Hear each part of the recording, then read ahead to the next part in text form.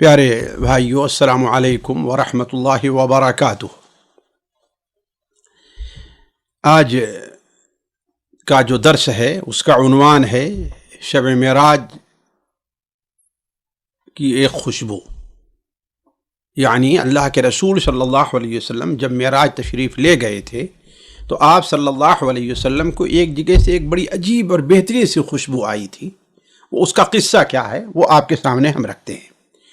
یہ قصہ امام ابن حبان رحمہ اللہ اپنی کتاب صحیح ابن حبان میں، اور امام طبرانی نے اپنی کتاب معجم الطبرانی کبیر کے اندر حضرت عبداللہ ابن عباس رضی اللہ تعالی عنہما سے نقل کیا ہے، بلکہ مسند احمد کے اندر بھی قصہ موجود ہے، اور مسند احمد کے محققین نے اس قصے کو صحیح حسن قرار دیا ہے، اس قصے کی سند کو۔ حضرت عبداللہ ابن عباس رضی اللہ تعالی عنہما سے روایت ہے کہ رسول اللہ صلی اللہ علیہ وسلم نے ارشاد فرمایا، جس رات مجھے اسراء کرائی گئی۔ اسراء اور معراج یہ بڑا مشہور ہے کہ آپ صلی اللہ علیہ وسلم ایک ہی رات بیت اللہ سے لے کر کے مسجد حرام سے لے کر کے آپ مسجد اقصی یعنی بیت المقدس تک گئے، اور یہ اسراء اور معراج کا جو واقعہ قرآن میں بھی اس کا ذکر ہے، حدیثوں میں بھی ہے۔ زیادہ اہل علم کہتے ہیں کہ یہ واقعہ رجب میں پیش آیا ہے، واللہ عالم، حالانکہ اس کی کوئی صحیح سند نہیں ہے۔ تو حضرت عبداللہ ابن عباس بیان فرماتے ہیں کہ جب اللہ کے رسول صلی اللہ علیہ وسلم کو اسراء کرائی گئی تو راستے میں ایک جگہ آپ کو بڑی بہترین سی خوشبو آئی، بڑی بہترین خوشبو محسوس ہوئی۔ تو چونکہ آپ صلی اللہ علیہ وسلم کے ساتھ میں حضرت جبرائیل بھی تھے، خانہ کعبہ سے لے کر کے بیت مقدس تک، پھر وہاں سے لے کر کے ساتویں آسمان تک آپ صلی اللہ علیہ وسلم کے ہمراہ حضرت جبرائیل بھی تھے۔ تو آپ نے حضرت جبرائیل سے سوال کیا کہ یہ اتنی پیاری خوشبو جو آ رہی ہے، ہم نے کہیں سونگھا نہیں، یا کہ کس چیز کی خوشبو ہے؟ حضرت جبرائیل نے جواب میں فرمایا، یہ فرعون کی بیٹی کو کنگھی کرنے والی عورت اور اس کے بچوں کی خوشبو ہے۔ غور کریں، سنیں گے، فرعون کی بیٹی کو کنگھی کرنے والی عورت اور اس کے بچوں کی خوشبو ہے۔ یعنی کوئی دایا تھی، کوئی خادمہ تھی جو فرعون کے لڑکی کی خدمت کیا کرتی تھی، اور وہ عورت، اس کے بچے بھی تھے، روایات میں 4 بچے اس کے تھے، یہ اس کی خوشبو ہے۔ تو آپ صلی اللہ علیہ وسلم نے دوبارہ سوال کیا کہ آخر اس کا قصہ کیا ہے؟ فرعون کی بیٹی کو کنگھی کرنے والی عورت اور اس کے بچوں کا قصہ کیا ہے؟ تو حضرت جبرائیل علیہ الصلاۃ والسلام نے فرمایا کہ ایک دن وہ عورت، اور ایسا محسوس ہو رہا ہے کہ یہ اسی کے خاندان کی تھی، یعنی مصر ہی کے قبطی جو تھے انہی میں سے تھی، بنو اسرائیل میں سے نہیں تھی، اس لیے کہ بنو اسرائیل کے لوگ تو حضرت موسیٰ پر ایمان لاتے ہی تھے، واللہ عالم، یا کہ بنو اسرائیل سے تھی، واللہ عالم، لیکن یہ ہے کہ اس کی خدمت کیا کرتی تھی۔ تو وہ فرعون کی بیٹی کو کنگھی کر رہی تھی کہ اچانک اس کے ہاتھ سے کنگھی چھوٹی اور زمین پر آ گئی، جیسا کہ ہو سکتا ہے۔ جب کنگھی زمین پر گری تو اس نے کہا بسم اللہ۔ جس طریقے سے یہ سنت کا طریقہ بھی ہے کہ اگر انسان کو کہیں ٹھوکر لگے یا کچھ ہو تو اسے کیا کہنا چاہیے؟ بسم اللہ۔ تو کیا کہا اس نے؟ بسم اللہ۔ یہ کہنا تھا کہ فرعون کی بیٹی نے کہا کہ اللہ، یہ کیا ہے؟ کیا میرے باپ کو تو کرے اس کے نام سے؟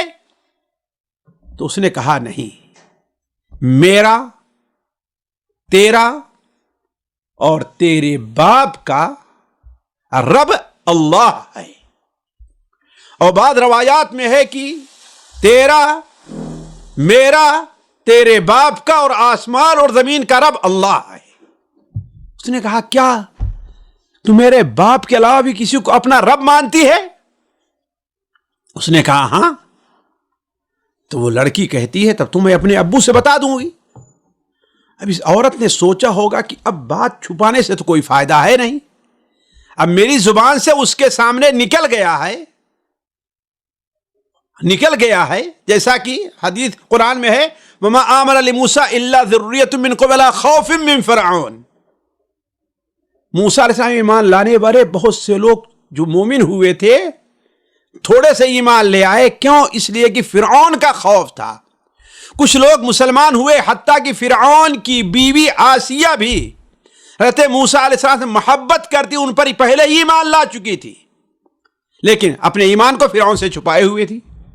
تو اس عورت نے کہا کہ اگر میں ابھی چھپا بھی لیتی ہوں تو یہ بات واضح ہو ہی جائے گی. لہذا اس نے کہا کہ بتا دو. ٹھیک ہے، بتا دو. اگر اس پر راضی نہیں ہوتی ہے تو بتا دو. چنانچہ اس نے جا کر کے اپنے باپ سے اس کا ذکر کر دیا. فرعون نے اس عورت کو بلایا اور کہا کیا تو میرے علاوہ کسی کو اپنا رب مانتی ہے؟ اس عورت نے کہا کہ ہاں، میرا اور آپ کا رب اللہ تبارک و تعالی ہے. میرا، آپ کا اور آسمان اور زمین کا رب اللہ تبارک و تعالی ہے. فرعون نے اسے سمجھایا، اسے روکنے کے لیے اس بات سے رکنے کے لیے کہا، لیکن نہیں مانی. فرعون نے ڈرایا، دھمکایا، قتل کر دینے کے لیے کہا، لیکن وہ نہیں پھری. فرعون نے کہا تیرے بچوں کو ہم قتل کر دیں گے. بعد اس حدیث میں نہیں، لیکن دوسری جو روایتیں ہیں بغوی وغیرہ کیا، ان کے اندر 4 بچے اس کے تھے. اس نے کہا کہ جو کچھ بھی کرنا ہے کیجئے، سب کچھ کر ڈالیے، لیکن میں اپنے دین سے نہیں پھر سکتی، میں اپنے دین کا سودا نہیں کر سکتی. فرعون نے کہا تب تو ہم تمہیں جلا دیں گے. اس نے کہا کچھ بھی کرنا ہے کیجئے. چنانچہ فرعون نے ایک بڑا سا ڈیگ منگایا. ظالم لوگ لوگوں کو عذاب دینے کے لیے طرح طرح کے سامان تیار کر رکھتے ہیں. وہ ڈیگ منگایا اور ڈیگ کو آگ پر رکھا، نیچے آگ جلا دی. جب دیکھا کہ آگ بالکل روشن ہو گئی اور دیگ بالکل گرم ہو گئی ہے، تب فرعون نے اس کو ڈالنا چاہا، اس کے بچوں کو. لیکن اس سے پہلے اس نے کہا کہ لیکن ایک میری بات بھی مان لیجئے، میری بھی ایک بات مان لیجئے. یہ دیکھیں اس کا حوصلہ، دیکھیے حوصلہ اس کا، گھبرائی نہیں، پریشان نہیں ہوئی. حوصلہ دیکھیے. اس نے کہا کہ میری بھی ایک بات مان لیجئے. کہا کیا ہے؟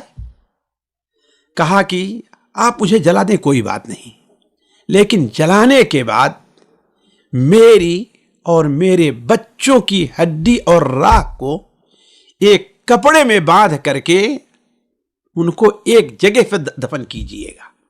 شاید اس کا اشارہ اس طرف ہو کہ تم ظالموں کا جو قبرستان ہے، کافروں کا، مجھے اس میں نہ دفن کیجئے گا، الگ الگ نہیں، ہم تمام کو ایک جگہ دفن کیجئے گا.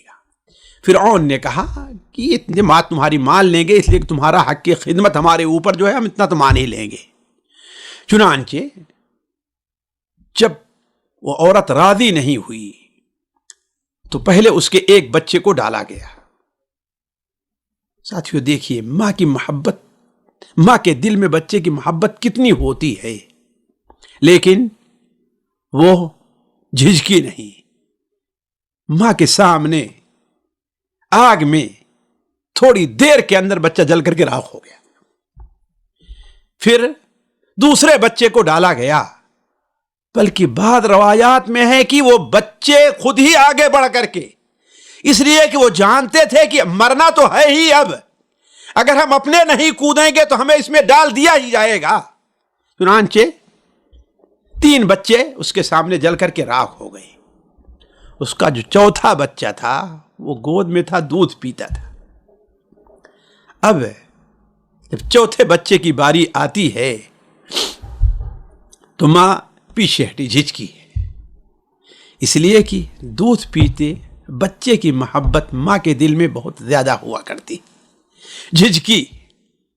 لیکن اللہ تبارک و تعالی اپنے مومن بندوں کو ثابت قدم رکھتا ہے، ہر جگہ مدد کرتا ہے اللہ تبارک و تعالی. اللہ تبارک و تعالی نے اس دودھ پیتے بچے کو گویائی عطا کر دی، اور وہ بچہ کہتا ہے اے امی جان تو حق کے اوپر ہے، یہ دنیا کا عذاب ہے، دنیا کا عذاب آخرت کے مقابلے میں بہت کم ہے، اے ماں تم مجھے لے کر کے اس آگ میں کود پڑ۔ چنانچہ آگے بڑھی اور اس بچے کو لے کر کے آگ میں کود پڑی، اور وہ بھی جل کر کے راکھ ہو گئی، تھوڑی دیر کے اندر راکھ بن گئی۔ حضرت عبداللہ ابن عباس رضی اللہ تعالیٰ عنہ یہ بیان کرنے کے بعد فرماتے ہیں کہ 4 بچے ایسے ہیں جنہوں نے ماں کی گود میں گفتگو کی ہے، اور روایت سے چلتا ہے کل 6 بچے ہیں، لیکن حضرت عبداللہ ابن عباس نے 4 بچوں کا ذکر کیا ہے۔ ایک تو عیسیٰ ابن مریم ہے، یعنی ماں کی گود میں دودھ پینے کے مرحلے میں جو رہتے ہیں ابھی، یعنی بات کرنے کا کہ لائق نہیں ہوتے ہیں۔ ایک تو عیسیٰ ابن مریم علیہ السلام ہے، دوسرے جریج ایک عابد تھے، ان کا بچہ ہے، وہ بچہ ہے جس جریج زاہد کے لیے جس بچے نے گواہی دی تھی وہ بچہ ہے، اور تیسرا بچہ حضرت یوسف علیہ السلام کے لیے جس نے گواہی دی تھی، جس نے کہا تھا کہ اگر دامن پیچھے سے پھٹا ہے تو یہ سچے ہیں اور عورت جھوٹی ہے، اور اگر آگے سے پھٹا ہے تو عورت سچی ہے اور یوسف جھوٹے ہیں۔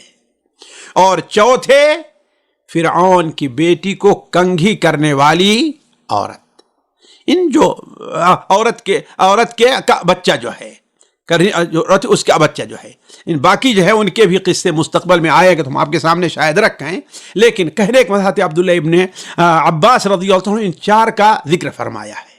ساتھیوں، یہ حدیث آپ کے سامنے رکھی گئی، اس پر ہمیں ذرا غور کرنا چاہیے کہ ہمیں اللہ تبارک و تعالی نے یہ جو قصہ اپنے نبی کے ذریعے بیان فرمایا ہے، نبی کے ذریعے، آخر اس میں ہمارے لیے عبرت اور نصیحت کا پہلو کیا ہے؟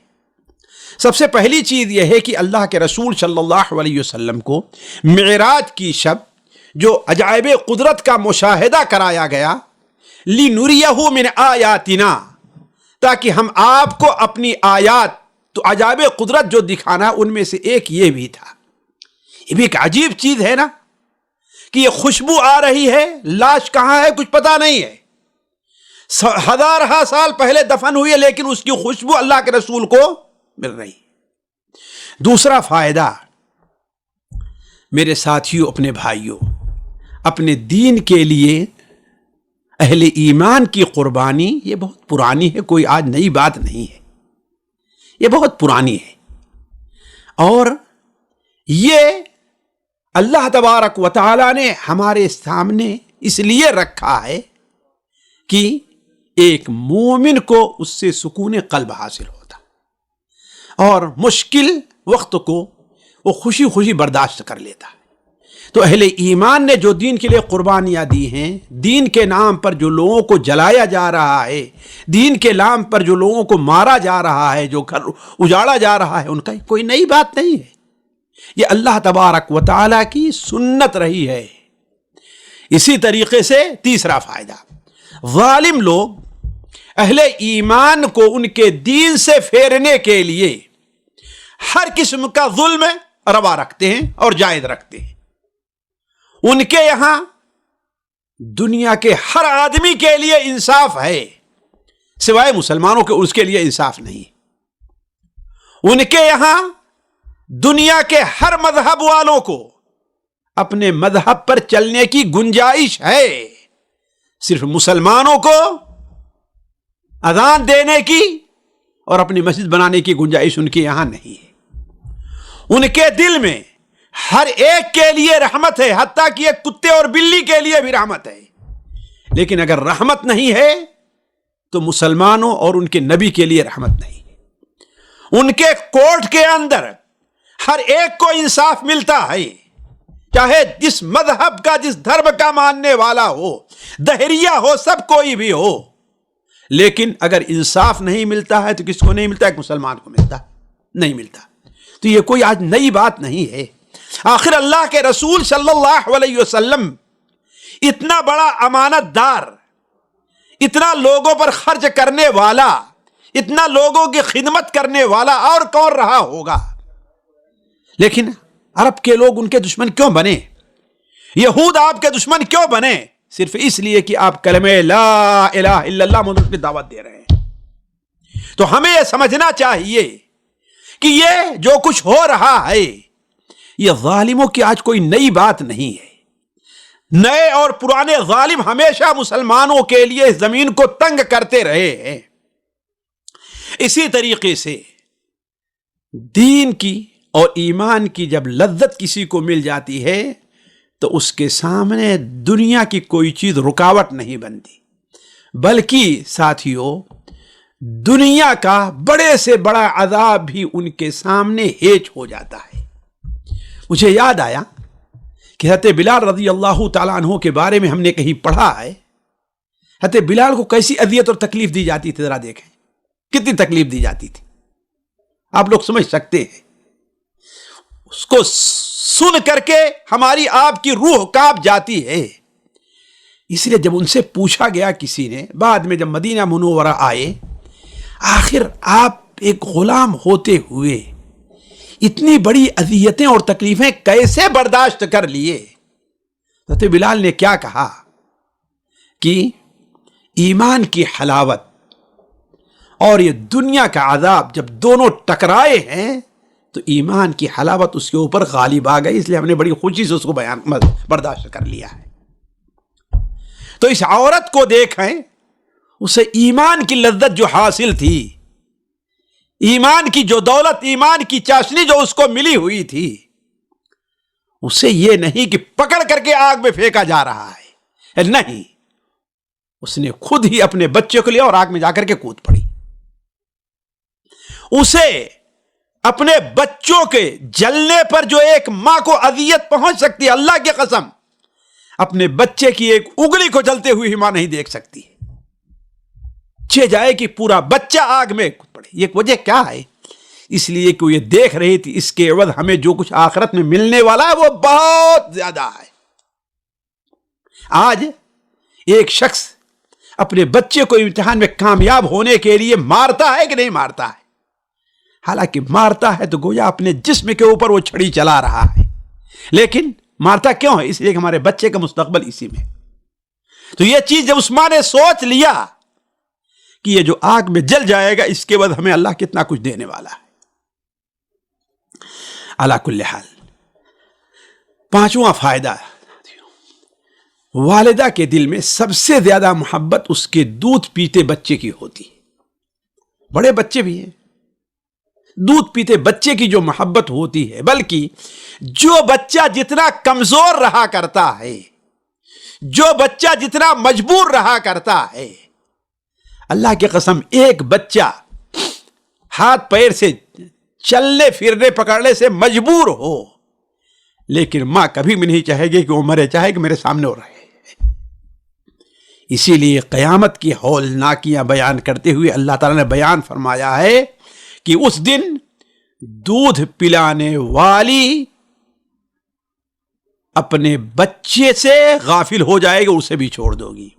یوم ترونہا تذہل کل مرضعۃ عما ارضعت، جس دن آپ دیکھیں گے کہ ہر دودھ پلانے والی تذہل غافل ہو جائے گی، بھول جائے گی اپنے بچے کو بھی۔ حالانکہ یہ ماں اور بیٹے کا ایسا تعلق ہے کہ ماں کوئی کام کرتی رہتی ہے، بچہ سو رہا ہے، جب بیدار ہو جاتا ہے تو اللہ تعالیٰ کی قدرت دیکھیے، ماں کو محسوس ہوتا ہے کہ شاید بچہ جگ گیا ہے، یہ تعلق ہوتا ہے۔ اس سے اندازہ لگائیے کہ اس کے بچے تینوں اس عورت کے کودے، وہ نہیں جھجکی، لیکن جب دودھ پیتے بچے کا معاملہ ہے تو پیچھے ہٹ گئی۔ اسی طریقے سے ساتھیوں، اللہ تعالیٰ کا ایک نظام ہے کہ بندہ اس دنیا میں جیسا کرتا ہے اللہ تعالیٰ اس کو اسی قسم کا بدلہ دیتا ہے۔ جیسے آپ صلی اللہ علیہ وسلم نے ارشاد فرمایا کہ جو شخص اس دنیا میں شراب پینے کا عادی رہے گا، اگر جنت میں جائے گا تو جنت کی شراب اس کو نہیں ملے گی۔ اگر دنیا میں ریشم پہننے کا عادی رہا تو اللہ تعالیٰ اسے نہیں۔ اسی طریقے سے عورت کے بارے میں دیکھیں، اس دنیا میں لوگوں نے اس عورت کے جلنے کی بو محسوس کی، اللہ تعالیٰ نے اس کے عوض اسے کیا بدلہ دیا کہ مرنے کے بعد اس کے سے خوشبو آ رہی ہے۔ خوشبو آ رہی, ذرا دیکھیں لوگوں نے اس دنیا میں کیا محسوس کیا, وہ محسوس کی نا, لیکن آخرت میں اللہ نے اسے کیا دیا, بلکہ برزخ میں اس سے خوشبو ہو رہی. اسی طریقے سے ساتھیوں, ساتواں فائدہ ہمیں سمجھنا چاہیے کہ اصل عزت کیا ہے. اسلام کی اور دین کی عزت ہے, اللہ تعالیٰ کی دی ہوئی عزت ہے. اس دنیا میں ظالم بادشاہ کے سامنے اس عورت نے اپنے کو ذلیل نہیں کرنا چاہا, ذلیل نہیں کرنا چاہا. بادشاہ نے اپنے حساب سے اسے جلا دیا, لیکن وہ اس کے منہ چڑھا کر کے گویا جلی ہے کہ وہ دیکھ رہا ہے اور آگ میں جا کر کے کود جا رہی ہے. ہم اور آپ اپنی اس عقل سے اس کو نہیں سمجھ سکتے, لیکن وہی سمجھ سکتا ہے جس کے دل کو اللہ نے ایمان سے منور کیا ہے. جیسا کہ اقبال نے کہا ہے, بے دھڑک کود پڑا آتش نمرود میں عشق, بے دھڑک کود پڑا آتش نمرود میں عشق, عقل ہے محو تماشا لبے بام ابھی. عقل حیران ہے کہ ایسا ہوا تو کیسے ہوا. یہ ہماری آپ کی عقل نہیں سمجھ سکتی. اگر سمجھ سکتی ہماری آپ کی عقل کب, جبکہ ہمارے دل میں ایمان ہوگا تو ہم سمجھیں گے کہ یہ دنیا کی آگ آخرت کی آگ کے مقابلے میں کچھ بھی نہیں ہے. تو اسی طریقے سے اس عورت نے محسوس کیا کہ اصل عزت کہاں کی ہے, آخرت کی ہے. اسی لیے اللہ تعالیٰ نے حشر کے میدان کو تو چھوڑ دیجئے, جنت کو تو چھوڑ دیجئے, عالم برزخ میں اسے ایک عزت کیا دی ہے کہ اس کی لاش سے اللہ کے رسول ہزارہ سال کے بعد جب گزرتے ہیں تو آپ کو خوشبو محسوس ہو رہی, ایسی خوشبو جو دنیا میں سونگھی نہیں گئی ہے. آٹھواں فائدہ, اللہ تبارک و تعالیٰ کی قدرت کی اس نے دودھ پیتے بچے کو گویائی عطا فرمائی. جیسے ایک سے زائد بار اللہ تعالیٰ نے ایسا کیا ہے, یہ قدرت ہے کہ اس کو گویائی دے سکتا ہے. نویں چیز, اللہ تعالیٰ اپنے مومن بندوں کو ان کے اپنے دین پر ثابت قدم رہنے کے اسباب پیدا فرما دیتا ہے.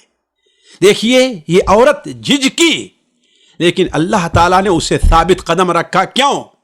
اس بچے کو گویائی عطا کری. اسی بچے نے کہا کہ ماں, دنیا کا عذاب آخرت کے عذاب کے مقابلے میں بہت ہلکا ہے, آخرت کا عذاب بہت سخت ہے.